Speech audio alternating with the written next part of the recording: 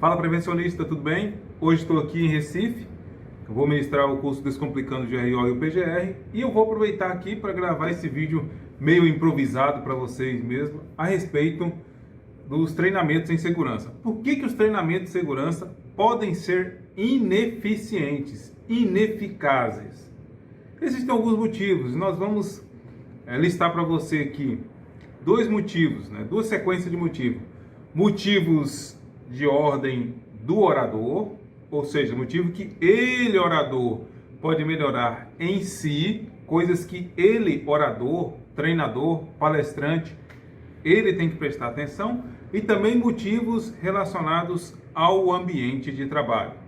Primeiro, o que se quer com treinamento? O que se procura através de um treinamento? Normalmente, mudança. Através do treinamento, busca-se influenciar alguém para que esse alguém mude de comportamento, mude sua postura em relação na nossa área de segurança, que o trabalhador mude sua postura em relação aos riscos do trabalho, que ele passe a se comportar de forma segura, que ele passe a preencher o checklist, que ele passe a preencher uma permissão de trabalho. Basicamente, o treinamento vem para isso, para mudar comportamento, para provocar alguma mudança. Então, do ponto de vista do orador, o que ele precisa observar para ter um treinamento eficaz? Quais são os erros que eles, oradores, palestrantes, treinadores, normalmente cometem? O primeiro problema é o uso de técnicas inapropriadas. É isso mesmo. Em muitos casos, o orador, o palestrante em segurança, ele acaba ficando lendo nos slides, Isso é uma das estratégias mais ineficazes que tem. O público, então, fica dividido entre olhar para o orador e olhar para os slides. O público fica assim. E aí o orador fica lendo os slides e o público começa a ficar com sono, dispersa, começa a mexer no celular. Então, esse é um dos erros que a gente mais vê os oradores cometerem. Outro erro é conteúdo irrelevante. Muitas vezes, a empresa contrata alguém para ministrar um treinamento, ministrar uma palestra, e, infelizmente, essa pessoa não é preparada o suficiente, ou às vezes ela simplesmente não faz um bom estudo da realidade do trabalho, e ele acaba levando a palestra, o treinamento para a empresa, que não tem a ver com a realidade daquele ambiente. E quando o trabalhador não consegue perceber que aquele conteúdo tem a ver com ele, que aquele conteúdo tem relação com ele, o trabalhador tende de novo a se desligar daquele treinamento, daquela palestra. E isso diminui bastante a eficácia. Outro ponto importante é tempo de treino. Isso, não dá para fazer milagre. Se você for ministrar um treinamento, por exemplo, de integração, não dá para fazer ele em 15 minutos, não dá para fazer ele em 20 minutos. Um treinamento de integração tem que ter tempo suficiente. A nova NR1 até deixa a gente bem livre para a gente poder definir o que é tempo eficiente para a gente. Ou seja, a empresa pode definir quanto tempo ela julga ser necessário para ministrar um treinamento de integração. E daí você tem empresas que fazem treinamento de integração em 2 horas, tem outras que fazem em 4 horas, tem outras que fazem em 1 dia, tem outras que fazem em 2 dias, tem outras que fazem treinamento de integração em 4 dias. Mas é fundamental que esse tempo seja pensando não apenas na linha de produção parada, mas pensando na eficácia, pensando o seguinte: olha, será que essas 4 horas são suficientes para passar para o trabalhador todos os preceitos importantes de segurança para ele desempenhar a atividade dele? Outro ponto que também pesa quando a gente fala de treinamento para que ele venha a ser eficaz é a experiência do orador. Isso, o orador tem que ser experiente, tem que ter experiência teórica no conteúdo que ele vai ministrar. Vamos ministrar trabalho em altura, tem que ser o cara que entende de trabalho em altura. E também, além desse conteúdo teórico, o orador tem que ter conhecimento a respeito de ensino propriamente dito. Eu conheço muitos colegas que são muito bons, tecnicamente, muito bons, mas que não servem para ensinar. Eles não desenvolveram estratégias para poder ensinar. E muitos deles nem querem fazer isso. Então, se for fazer um treinamento com uma pessoa dessa, vai ficar chato, vai ficar ruim, porque não é o que a pessoa se sente bem fazendo. Também importante lembrar o quê? Que em muitos casos, né, falta treinamento prático. Né? O orador, ele acaba ficando só na teoria, não leva a pessoa para o treinamento prático, não faz nenhuma atividade dentro de sala. Né? Você pensa em treinamento tipo de 20 horas, o pessoal reclama que é muito tempo. Certo? Então por que não pega esses trabalhadores, não leva eles para dar uma volta dentro da fábrica, para fazer uma análise de risco na prática, para elaborar um mapa de risco na prática, para fazer um simulado de análise de acidentes? Aproveita as 20 horas. Né? Então falta muito esse lado prático do treinamento. Quanto mais o trabalhador pratica, maior a chance dele reter aquele conhecimento. E o contrário também é verdadeiro. Outro problema quando a gente fala da parte do orador é tratar o adulto como se ele fosse criança. É isso mesmo.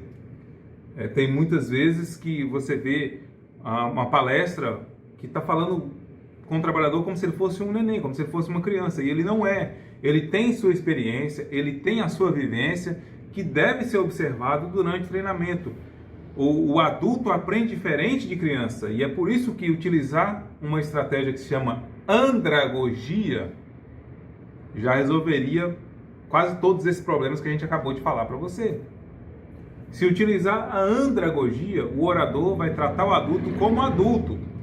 Utilizando a andragogia, o adulto vai participar ativamente do treinamento. O treinamento tem que ser moldado de forma a satisfazer a necessidade do adulto. O adulto quer fazer um treinamento porque ele quer melhorar a prestação de serviço dele, porque ele quer aprender uma habilidade nova. O adulto sempre tem um motivo para participar do treinamento e não apenas porque alguém mandou. Então, utilizar conceitos de andragogia no treinamento normalmente faz com que o treinamento se torne muito mais eficiente, muito mais eficaz. Ok, agora vamos olhar um pouco para as condições do trabalho. A gente já falou do orador, agora vamos para as condições de trabalho. Quando a gente fala de condições de trabalho, a gente precisa lembrar o quê? O orador, por melhor que ele seja, ele acaba sendo limitado. Isso porque ele pode dar o melhor conteúdo do mundo na sala, mas se o trabalhador não perceber uma forma de aplicar aquilo, vai ser tempo jogado fora. Desperdício de tempo puro. Em resumo, é o que? O que acontece no ambiente de trabalho é que vai garantir se aquele treinamento vai conseguir provocar mudança ou não. Na verdade, o treinamento é só um start. O que vai fazer com que um novo comportamento do trabalhador se transforme em um hábito são as configurações do ambiente de trabalho. Então, no ambiente de trabalho, o que fortalece um treinamento? O que ajuda o treinamento a se transformar em um treinamento eficaz? Primeira coisa, exemplo da liderança. Quando o profissional diz que segurança é maravilhosa, que é importante isso aqui, e o trabalhador não sente isso na prática, ele tende a levar a segurança do trabalho e o orador ao descrédito. Fala, não, esse cara aí não sabe o que ele está falando, ele não conhece a realidade da empresa. É igual eu ministrando treinamento de CIPA há alguns anos atrás em Brasília, estou lá dando minha melhor energia no treinamento e um trabalhador levanta a mão lá no fundo da sala e fala, professor, isso tudo que o senhor está falando faz muito sentido. Eu também concordo que segurança é muito importante, porém aqui na empresa a gente não tem nem botina para calçar. Prevencionista, querendo ou não querendo, o trabalhador está o tempo todo fazendo a leitura daquilo que a gente está falando e cruzando com a realidade do ambiente de trabalho. Ainda bem que nesse caso lá, eu já tinha conversado com a técnica de segurança, eu pude resolver aquela situação, contra-argumentar com eficácia. Mas uma intervenção como essa, dizendo, olha, isso que vocês estão falando aí, está diferente da prática, pode ser fatal para o treinamento, pode ser fatal para a credibilidade do orador. Outra coisa importante que faz o treinamento ser eficiente é deixar claro as expectativas entre as partes. É preciso que haja feedback constante entre as equipes de trabalho e aquela pessoa que foi treinada. E esse feedback fortalecendo o quê? fortalecendo o comportamento seguro. Uma das coisas que fazem os relacionamentos darem errado, qualquer relacionamento, são as expectativas não claras. Uma parte não sabe o que a outra parte quer. E aquela parte fica triste porque a outra parte não fez o que ela queria, e aí as partes vão se distanciando, né, um processo de ruptura constante. Por que normalmente isso acontece? Porque uma parte não sabe o que a outra quer. Então, é fundamental que a liderança, líderes formais e informais, conversem com os trabalhadores o tempo todo, para que eles saibam exatamente o que a liderança espera deles. Para que eles, trabalhadores, saibam quais são as metas de segurança. Que eles saibam quais são os comportamentos que a empresa espera dele. E fundamental também que o trabalhador tenha liberdade para falar sobre riscos. Muitas vezes muita coisa é falada na reunião de segurança, mas existe uma distância muito grande entre o setor de segurança e o chão de fábrica, porque o próprio líder do trabalhador não gosta que ele fala com o técnico. E essa distância diminui a distância do trabalhador com a própria segurança do trabalho, fazendo com que segurança do trabalho seja mais um papel a ser apresentado do que ações concretas que levam rumo à melhoria. Então, deixe as expectativas claras. O que exatamente é comportamento seguro para a empresa? Quais são os comportamentos que a empresa deseja que os trabalhadores adotem? Outra coisa também que leva ao comportamento a ser mais eficiente ou menos eficiente são as instalações de trabalho. A ferramenta, condições de trabalho, pressão no trabalho, pressão por produção. Tudo isso pode fazer com que fazer o certo seja mais fácil ou fazer o certo seja mais difícil. A ideia é que a empresa trabalhe o tempo todo para fazer com que as práticas seguras se tornem o mais fácil possível e que as práticas inseguras se tornem o mais difícil possível ou também se tornem as mais desencorajadas possível. Quanto mais o comportamento inseguro é desencorajado pelos líderes, chances são de que esse comportamento inseguro vai sendo deixado de lado e que passe a ser um hábito, então, o comportamento seguro e não o comportamento inseguro. Lembre-se que na relação de trabalho não é comportamento seguro, comportamento inseguro, que não são escolhas binárias. O trabalhador tem que tomar várias decisões ao longo do dia a dia de trabalho, e nesse dia a dia de trabalho as decisões não são fáceis, não são simples. Não é só coloco a bota, não coloco a bota, gosto do técnico, não gosto do técnico. Não é isso. Para adotar comportamentos seguros, ele vai julgar uma série de informações.